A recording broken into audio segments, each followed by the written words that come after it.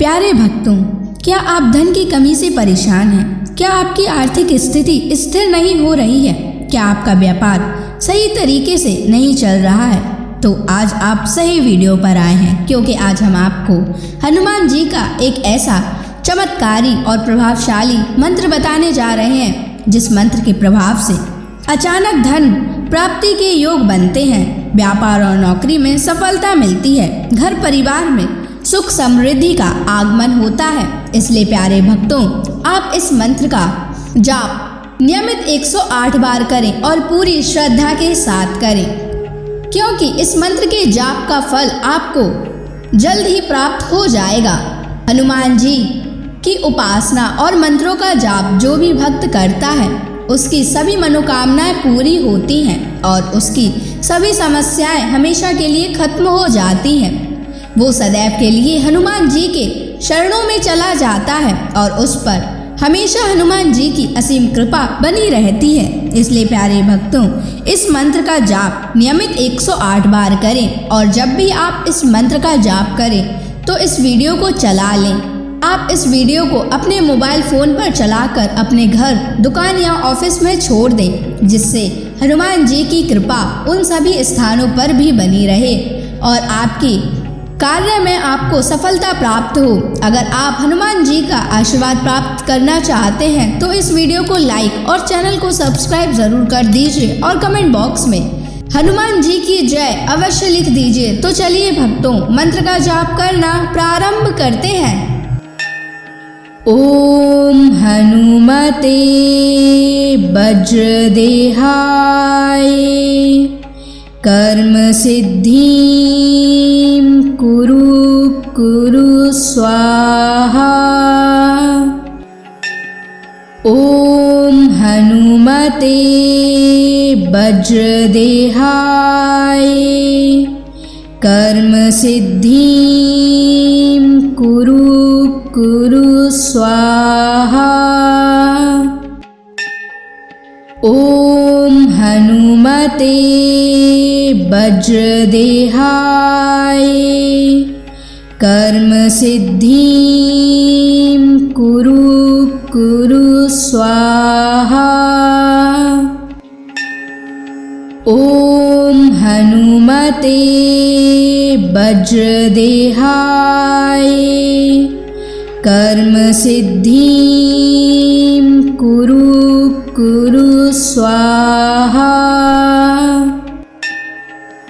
ओम हनुमते वज्रदेहाय कर्म सिद्धिं कुरु स्वाहा। ओम हनुमते वज्रदेहाय कर्म सिद्धिं कुरु स्वाहा। ओम हनुमते वज्रदेहाय कर्म सिद्धिं कुरु स्वाहा। ओम हनुमते वज्रदेहाय कर्म सिद्धिं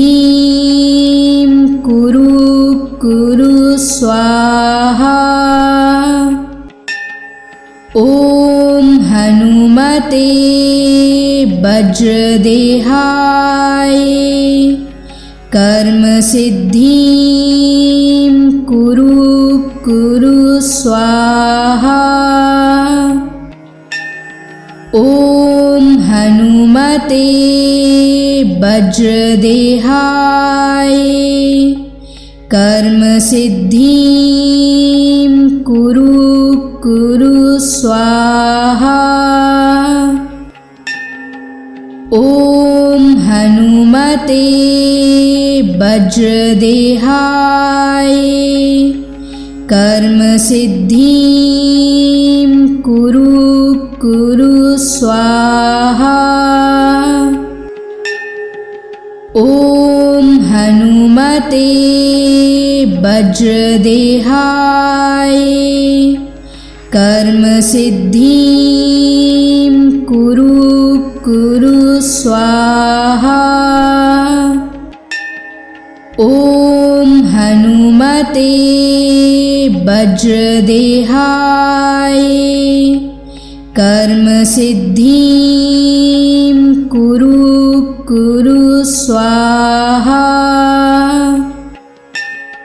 ॐ हनुमते वज्रदेहाय कर्म सिद्धिं कुरु कुरु स्वाहा। ॐ हनुमते वज्रदेहाय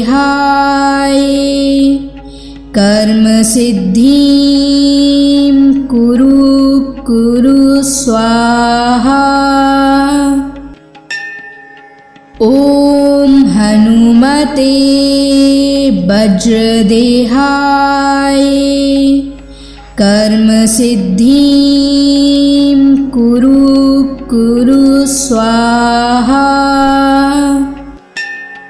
ॐ हनुमते वज्रदेहाय कर्म सिद्धिं कुरु कुरु स्वाहा। ॐ हनुमते वज्रदेहाय कर्म सिद्धिं कुरु कुरु स्वाहा। ॐ हनुमते वज्रदेहाय कर्म सिद्धिं कुरु कुरु स्वाहा। ॐ हनुमते वज्रदेहाय कर्म सिद्धिं कुरु कुरु स्वाहा। ॐ हनुमते वज्रदेहाय कर्म सिद्धिं कुरु कुरु स्वाहा। ॐ हनुमते वज्रदेहाय कर्म सिद्धिं कुरु कुरु स्वाहा। ॐ हनुमते वज्रदेहाय कर्म सिद्धिं कुरु कुरु स्वाहा। ॐ हनुमते वज्रदेहाय कर्म सिद्धिं कुरु कुरु स्वाहा। ॐ हनुमते वज्रदेहाय कर्म सिद्धिं कुरु कुरु स्वाहा। ॐ हनुमते वज्रदेहाय कर्म सिद्धिं कुरु कुरु स्वाहा। ॐ हनुमते वज्रदेहाय कर्म सिद्धिं कुरु कुरु स्वाहा। ॐ हनुमते वज्रदेहाय कर्म सिद्धिं कुरु कुरु स्वाहा। ॐ हनुमते वज्रदेहाय कर्म सिद्धिं कुरु कुरु स्वाहा। स्वाहा। ॐ हनुमते वज्रदेहाय कर्म सिद्धिं कुरु स्वाहा। ॐ हनुमते वज्रदेहाय कर्म सिद्धिं कुरु स्वाहा। ॐ हनुमते वज्रदेहाय कर्म सिद्धिं कुरु स्वाहा। ॐ हनुमते वज्रदेहाय कर्म सिद्धिं कुरु स्वाहा। ॐ हनुमते वज्रदेहाय कर्म सिद्धिं कुरु स्वाहा। ॐ हनुमते वज्रदेहाय कर्म सिद्धिं कुरु स्वाहा। ॐ हनुमते वज्रदेहाय कर्म सिद्धिं कुरु स्वाहा। ॐ हनुमते वज्रदेहाय कर्म सिद्धिं कुरु स्वाहा। ॐ हनुमते वज्रदेहाय कर्म सिद्धिं कुरु स्वाहा। ॐ हनुमते वज्रदेहाय कर्म सिद्धिं कुरु स्वाहा। ॐ हनुमते वज्रदेहाय कर्म सिद्धिं कुरु स्वाहा। ॐ हनुमते वज्रदेहाय कर्म सिद्धिं कुरु स्वाहा। ॐ हनुमते वज्रदेहाय कर्म सिद्धिं कुरु स्वाहा। ॐ हनुमते वज्रदेहाय कर्म सिद्धिं कुरु स्वाहा। ॐ हनुमते वज्रदेहाय कर्म सिद्धिं कुरु स्वाहा। ॐ हनुमते वज्रदेहाय कर्म सिद्धिं कुरु स्वाहा। ॐ हनुमते वज्रदेहाय कर्म सिद्धिं कुरु स्वाहा। ॐ हनुमते वज्रदेहाय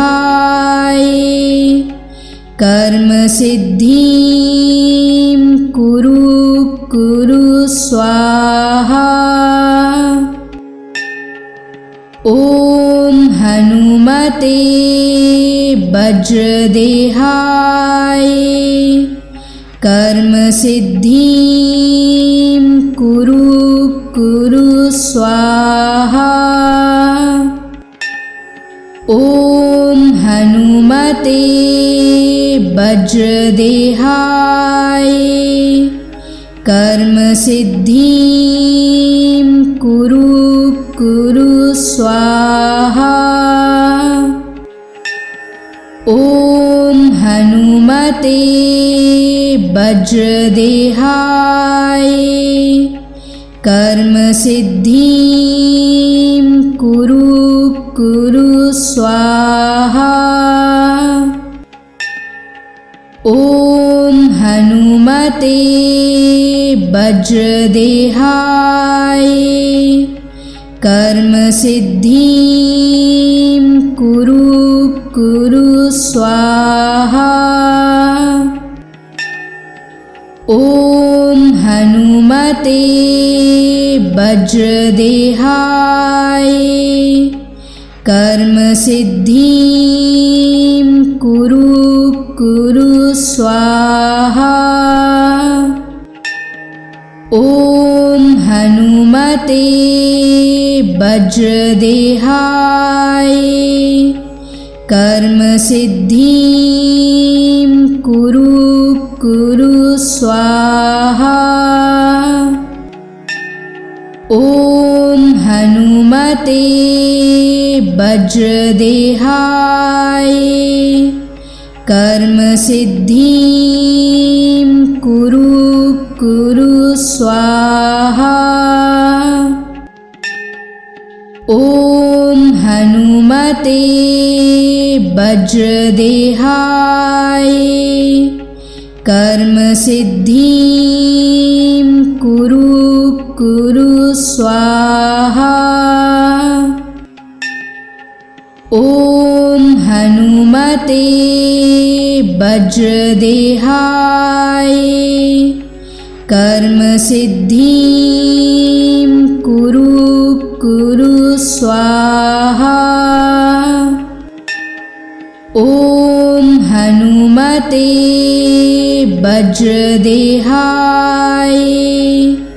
कर्म सिद्धिं कुरु कुरु स्वाहा। ॐ हनुमते वज्रदेहाय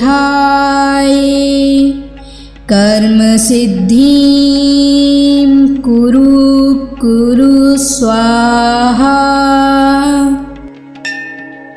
ॐ हनुमते वज्रदेहाय कर्म सिद्धिं कुरु कुरु स्वाहा।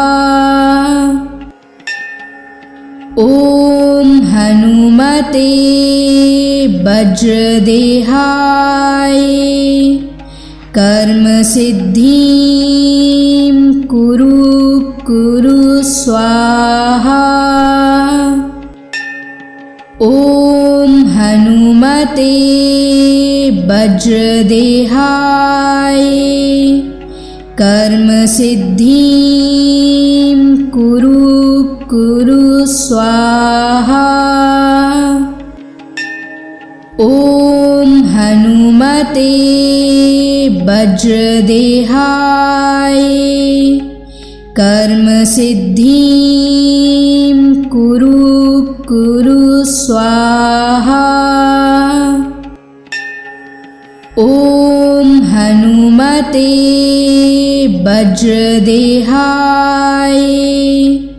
कर्म सिद्धिं कुरु कुरु स्वाहा। ॐ हनुमते वज्रदेहाय कर्म सिद्धिं कुरु कुरु स्वाहा। ॐ हनुमते वज्रदेहाय कर्मसिद्धिं कुरु स्वाहा। ॐ हनुमते वज्रदेहाय कर्मसिद्धिं कुरु स्वाहा। ॐ हनुमते वज्रदेहाय कर्मसिद्धिं कुरु स्वाहा। ॐ हनुमते वज्रदेहाय कर्मसिद्धिं कुरु स्वाहा। ॐ हनुमते वज्रदेहाय कर्मसिद्धिं कुरु स्वाहा। ॐ हनुमते वज्रदेहाय कर्मसिद्धिं कुरु स्वाहा। ॐ हनुमते वज्रदेहाय कर्मसिद्धिं कुरु स्वाहा। ॐ हनुमते वज्रदेहाय कर्मसिद्धिं कुरु स्वाहा। ॐ हनुमते वज्रदेहाय कर्मसिद्धिं कुरु स्वाहा। ॐ हनुमते वज्रदेहाय कर्मसिद्धिं कुरु स्वाहा। ॐ हनुमते वज्रदेहाय कर्मसिद्धिं कुरु स्वाहा। ॐ हनुमते वज्रदेहाय कर्मसिद्धिं कुरु स्वाहा। ॐ हनुमते वज्रदेहाय कर्मसिद्धिं कुरु स्वाहा। ॐ हनुमते वज्रदेहाय कर्मसिद्धिं कुरु स्वाहा। ॐ हनुमते वज्रदेहाय कर्मसिद्धिं कुरु स्वाहा। ॐ हनुमते वज्रदेहाय कर्मसिद्धिं कुरु स्वाहा। ॐ हनुमते वज्रदेहाय कर्मसिद्धिं कुरु स्वाहा। ॐ हनुमते वज्रदेहाय कर्म सिद्धिं कुरु कुरु स्वाहा। ॐ हनुमते वज्रदेहाय कर्म सिद्धिं कुरु कुरु स्वाहा। ॐ हनुमते वज्रदेहाय कर्म सिद्धिं कुरु कुरु स्वाहा। ॐ हनुमते वज्रदेहाय कर्म सिद्धिं कुरु कुरु स्वाहा। ॐ हनुमते वज्रदेहाय कर्म सिद्धिं कुरु कुरु स्वाहा। ॐ हनुमते वज्रदेहाय कर्म सिद्धिं कुरु कुरु स्वाहा। ॐ हनुमते वज्रदेहाय कर्म सिद्धिं कुरु कुरु स्वाहा। ॐ हनुमते वज्रदेहाय कर्म सिद्धिं कुरु कुरु स्वाहा। ॐ हनुमते वज्रदेहाय कर्म सिद्धिं कुरु कुरु स्वाहा। ॐ हनुमते वज्रदेहाय कर्म सिद्धिं कुरु कुरु स्वाहा। ॐ हनुमते वज्रदेहाय कर्म सिद्धिं कुरु कुरु स्वाहा। ॐ हनुमते वज्रदेहाय कर्म सिद्धिं कुरु कुरु स्वाहा। ॐ हनुमते वज्रदेहाय कर्म सिद्धिं कुरु कुरु स्वाहा। ॐ हनुमते वज्रदेहाय कर्म सिद्धिं कुरु कुरु स्वाहा। ॐ हनुमते वज्रदेहाय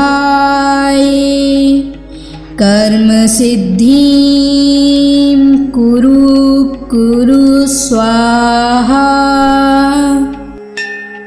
ॐ हनुमते वज्रदेहाय कर्म सिद्धिं कुरु कुरु स्वाहा।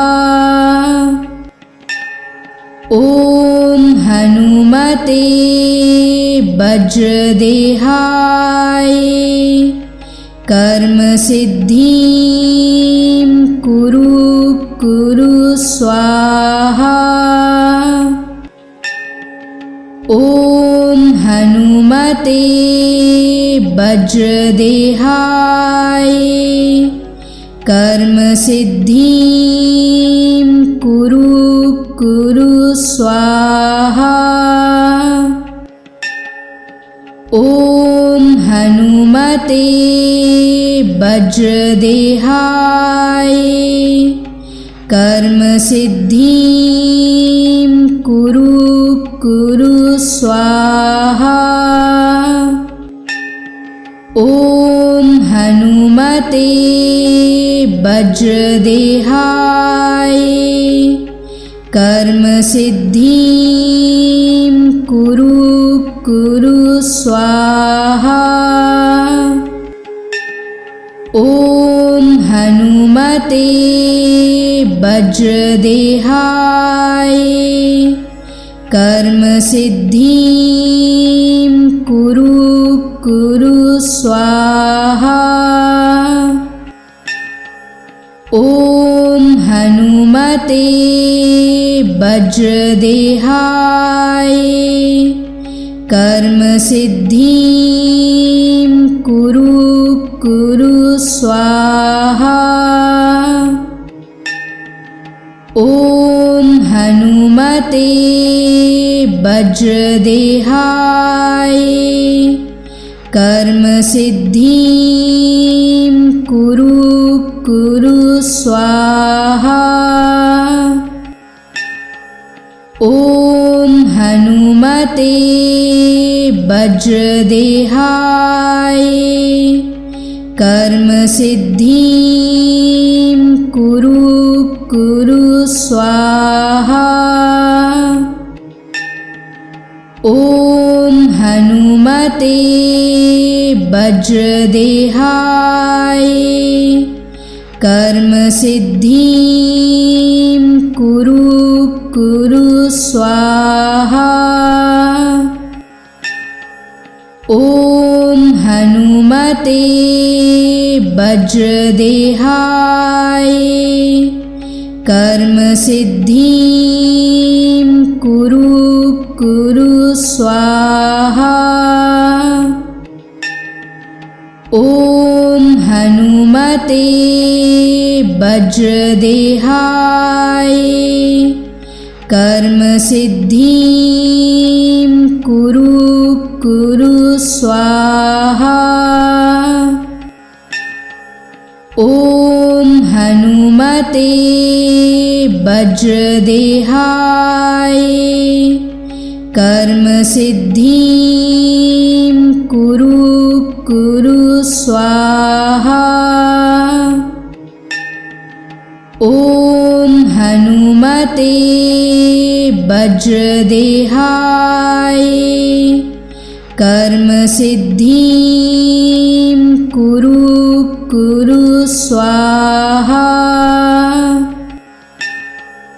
ॐ हनुमते वज्रदेहाय कर्म सिद्धिं कुरु स्वाहा।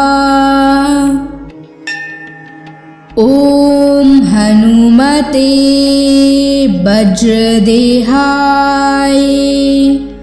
कर्म सिद्धिं कुरु स्वाहा। ॐ हनुमते वज्रदेहाय कर्म सिद्धिं कुरु स्वाहा। ॐ हनुमते वज्रदेहाय कर्म सिद्धिं कुरु स्वाहा। ॐ हनुमते वज्रदेहाय कर्म सिद्धिं कुरु स्वाहा। ॐ हनुमते वज्रदेहाय कर्म सिद्धिं कुरु स्वाहा। ॐ हनुमते वज्रदेहाय कर्म सिद्धिं कुरु कुरु स्वाहा। ॐ हनुमते वज्रदेहाय कर्म सिद्धिं कुरु कुरु स्वाहा।